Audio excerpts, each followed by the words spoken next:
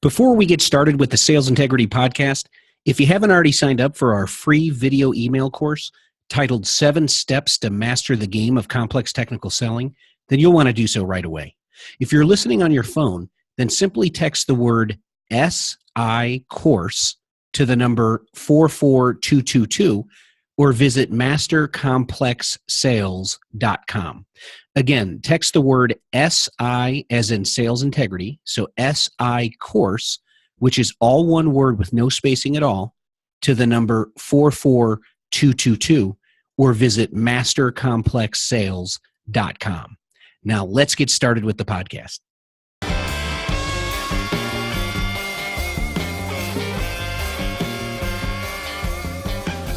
Hello, sales achievers. Welcome to the Sales Integrity Podcast.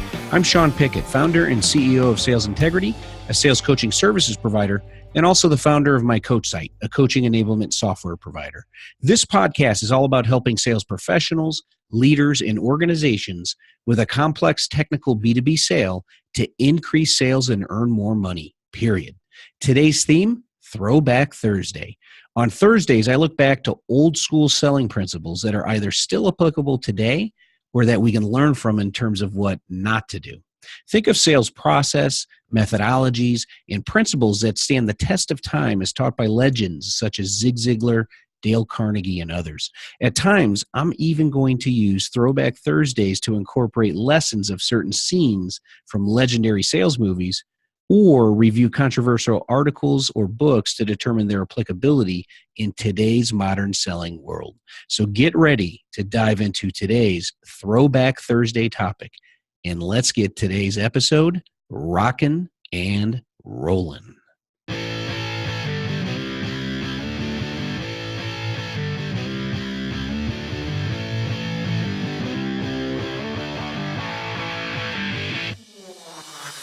Hello, sales achievers. Welcome to the first installment of Throwback Thursday on the Sales Integrity Podcast. I'm really excited about not only today's episode, but about the Throwback Thursday concept in general for this podcast. This is really going to break the mold from the strategic and tactical podcast episodes that I conduct weekly.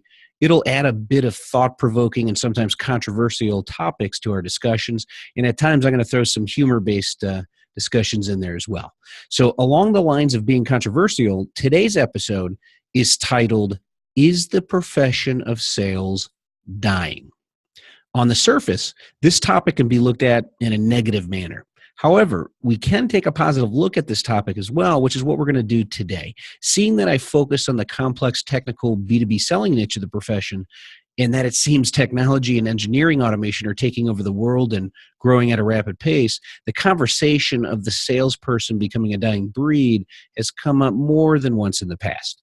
Now, I originally got the idea for this episode's topic by reading a Harvard Business Review article by Andres Zoltners, P.K. Sinha, and Sally Lorimer titled, Despite dire predictions, salespeople aren't going away. So again, that article's titled, Despite Dire Predictions, Salespeople Aren't Going Away. So I thought it would be really interesting to review parts of this article on this episode and discuss it a bit in terms of how it affects the complex technical B2B selling niche of the world. So let me jump right in. I'm going to grab the article here, print it off, and I'm just going to kind of toggle back and forth between reading a little bit from it and then kind of sharing with you my take on how some of the concepts, these are old school concepts and thoughts, and some of them dating even back to the early 1900s. How do those apply today, and how did some of the predictions fare as it relates to today's modern selling world? So let me jump right in here, and I'm going to just read the very first paragraph here. It goes on to say, 100 years ago, an article in the New York Times asked a provocative question: Are salesmen needless? In the article, a marketing expert explains why societal shifts would render the door-to-door salesman obsolete. Advertising is producing better results than the old method of personal solicitation, the article reported. Things were different once upon a time before the railroads turned farms into cities. The traveling salesman is a middleman, and the evolution of business is gradually eliminating the middleman. So let me give you my take on that. We'll just pause right there. advertising producing better results. That was the first concept. So, quite interesting. But advertising is now coveted by salespeople to provide air cover so the brand is known before they get to those target market prospects, and also so inbound leads come rolling in. In complex technical B2B sales, many times the salesperson, especially in small to mid-sized companies, are the ones responsible for introducing the product, service, or solution to the end customer. So in a world where there's way more competition than back in the early 1900s, salespeople become more important to guide a customer through their evaluation process, especially as it relates to purchasing technology before they buy. Also, the railroads mentioned in the article simply represent, in my opinion, first the phone, and then the internet, and now the forefront of the rapidly emerging mobile technology industry. The railroads just connected the customers to other options and got them to those other options faster. But once the customers got to those other options, it is easy to become overwhelmed very quickly. So once again, competent sales professionals to guide them through the process and help them buy become even more important. That's why, let's say they got to those cities and got to the farmer's market, there were still salespeople there selling all of the produce, for instance, in that example. So the necessity for salespeople is still going to be there, even though there's more options and customers can get there faster. Humans, after all, still like to interact with other humans, just like some people prefer to read physical books over ebooks, digital books, or even prefer it over listening to audiobooks. A physical book is tangible and trustworthy. You know it'll be there for you no matter what, even if technology crashes. Just like buyers who get frustrated that they can't find what they're seeking online, just pick up the phone and call customer service or sales to speak to someone live to help bring the buying process home to closure. So that's my take on that first paragraph that we had read. So let's dive back into the article here. Next paragraph goes on to say that 1916, by the way, 1916, that 1916 prediction didn't prove true. Over the next 50 years, Salesforce numbers kept expanding. But even as they did, pundits kept predicting the field of sales would soon enter a decline. In the 1962 book, The Vanishing Salesman, by author E.B. Weiss, wrote about the new age of self-selection and self-service, how pre-selling, branding, and advertising would eliminate the need for traditional salesmen. To his credit, Weiss also predicted that sales roles would not die, but would change in some industries. Yet the number of salespeople continued to grow. So there's all sorts of crazy stuff going on with this paragraph. First of all, it's all the way back to the early 1900s. In 1962, this book was published titled The Vanishing Salesman, which is quite interesting. His predictions on self-selection, self-service, those are interesting, as well as that the roles wouldn't die, but they would just change. So I think although the title is kind of a thought-provoking Vanishing Salesman that probably caused a lot of controversy back then, I do think that he had made some good points. The other thing I want to point out is, as I'm reading quotes from these articles here, they're dating back to the early 1900s, only men were selling back then. So you notice they say salesman, traveling salesman, and all that good stuff. So obviously we know in today's modern selling world that women are every bit as good, if not better, than men at selling. So I'm just reading it verbatim. From that part, they just had the gender labeled as just men, but of course we're including all of sales. And as I relate it back to today's modern selling world, it's applicable no matter what the gender is for the salesperson. So just want to bring that up as well. So my take on this particular section of the article: self-selection and self-service are relevant concepts today, as E.B. Weiss predicted. However, it does seem to be more relevant for the B2C or business to consumer niche than for the B2B complex technical sellers. Think McDonald's adding kiosks, or think buying a plane ticket online and then either getting your physical ticket at the airport from a kiosk, or just using your mobile phone to display the digital ticket. Heck, even Amazon's in on the game now, right? So they have Amazon Prime kiosk lockers where customers can go pick up packages close to home rather than have them delivered and sitting on their porches for thieves to steal, for instance. So despite the past changes over the years, as it relates to self-service in its many forms and fashions, the sales profession has continued to grow with each passing decade, numbering over 300 million salespeople now in all industries worldwide, B2C and B2B, according to various research. So let's jump back into the article and continue on here. So the article goes on to say, fast forward to 2015. Forrester Research predicted that 1 million B2B salespeople will become obsolete by 2020, lost to e-commerce. Is this another doom prediction, or are things fundamentally different this time? Will there really be fewer B2B salespeople in 2020? No doubt some companies will have fewer salespeople 4 years from now. This article was written in 2016, by the way. That's why they say 4 years from now. But no doubt some companies will have fewer salespeople 4 years from now, but other companies will have more salespeople. And history helps explain why. Buyers have relied on salespeople to help them through their buying journey for centuries. In the early days of the United States, buyers, who were often farmers in need of household goods, relied on traveling salesmen for every step of buying. Buyers usually first became aware of new products when a traveling salesman showed up at the door. Buyers used the salesman's help to evaluate what products to purchase, especially for new technologies like clocks and sewing machines. So this is really old. We're looking back to clocks and sewing machines being sold door to door. But it's good to look back at history and see how that applies today.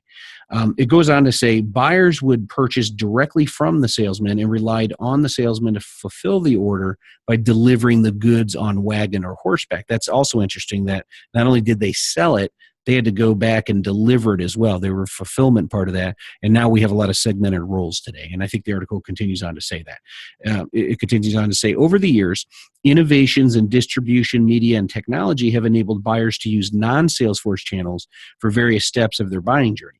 In the early 20th century, advances in transportation, storage, and distribution largely took the task of physical fulfillment of goods away from salespeople. In the late 20th century, a proliferation of media options made buyers aware of products before talking to a salesperson, more so in B2C, but also in B2B markets. Innovation eliminated certain responsibilities for salespeople, yet at the same time, new responsibilities emerged, and entirely new kinds of companies and industries formed. And I'm going to read just a little bit more here and then get into my take on this.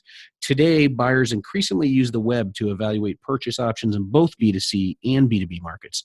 Specifically in B2B, buyers will reference web pages, online articles, videos, white papers, blogs, and social media resources, both inside and outside of their own company.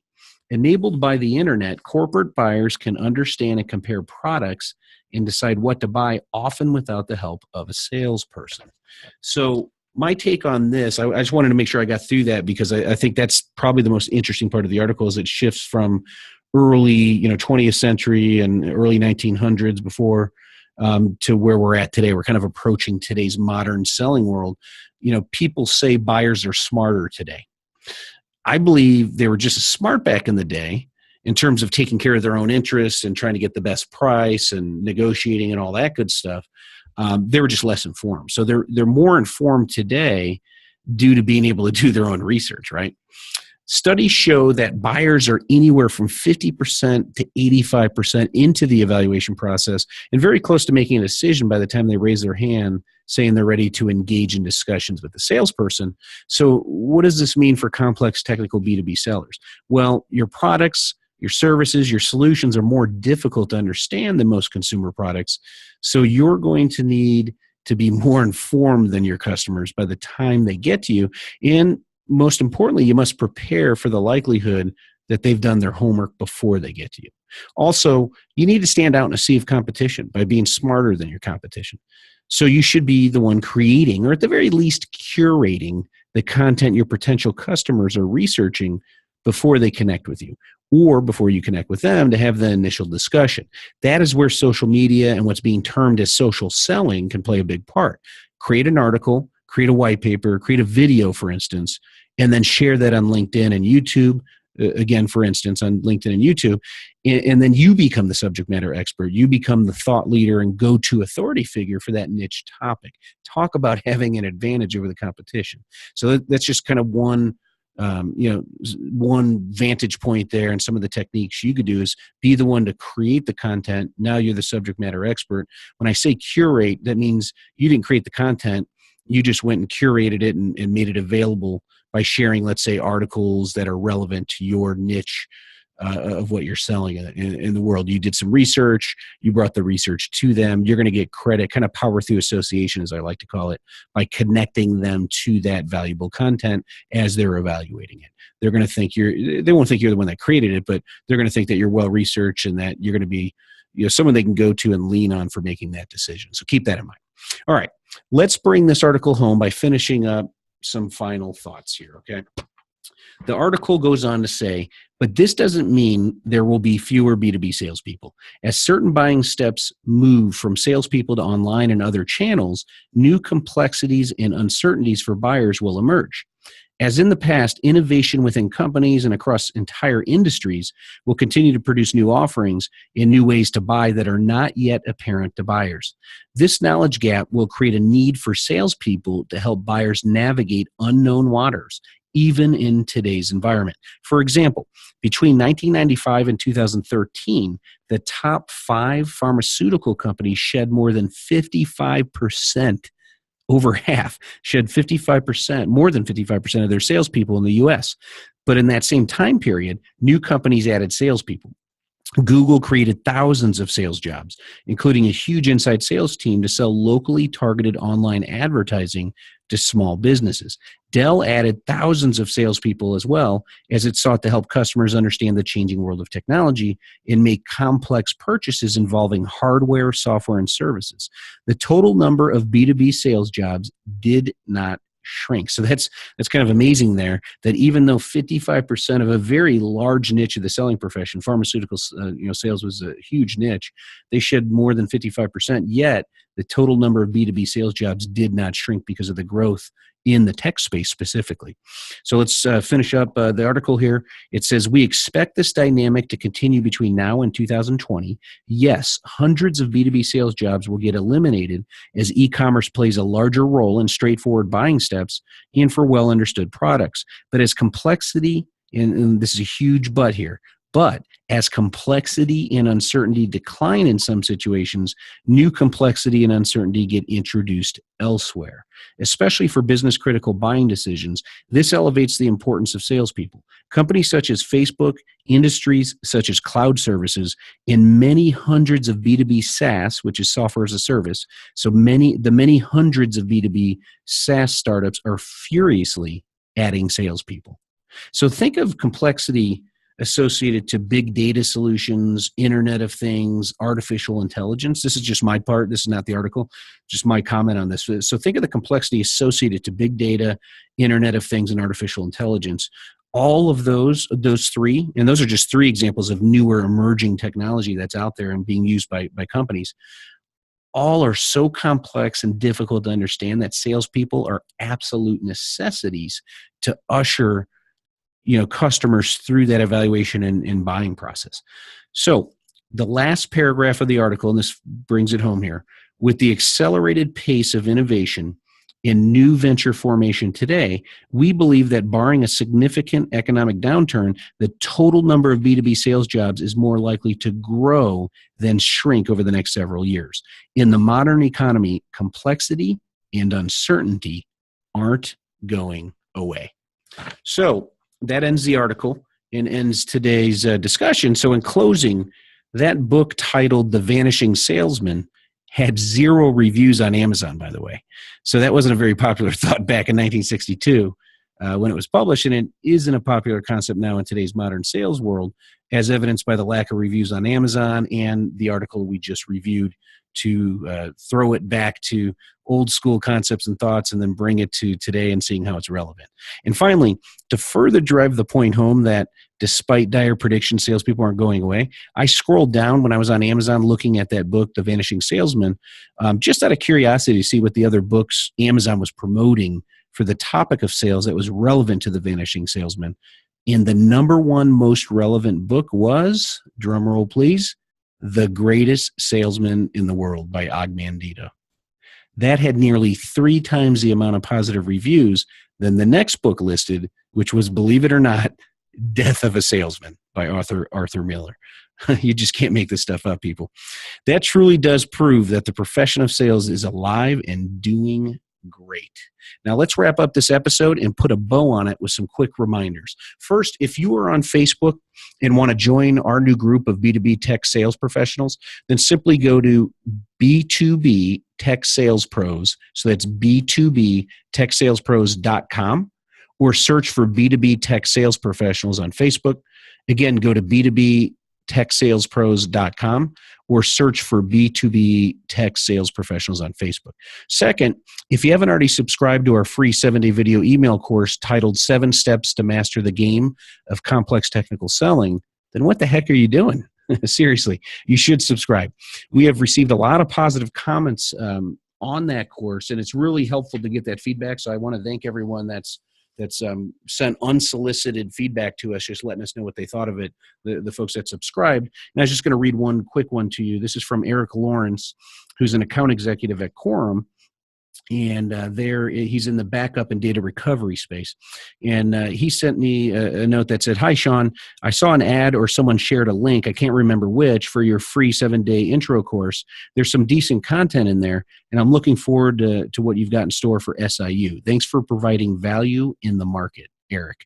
SIU is Sales Integrity University. That has not launched yet, but if you subscribe to our free 7-day video email course, you'll be put on the wait list, and we'll notify you when open enrollment hits, and that'll probably be later in the first quarter or beginning of second quarter that will launch Sales Integrity University. But if you haven't joined our free day, subscribe to our free 7-day video email course titled 7 Steps to Master the Game of Complex Technical Selling, just go to mastercomplexsales.com. Again, it's mastercomplexsales.com, or text the term SI course. So SI course, all one word, to the number 44222. Again, text SI course to the number 44222.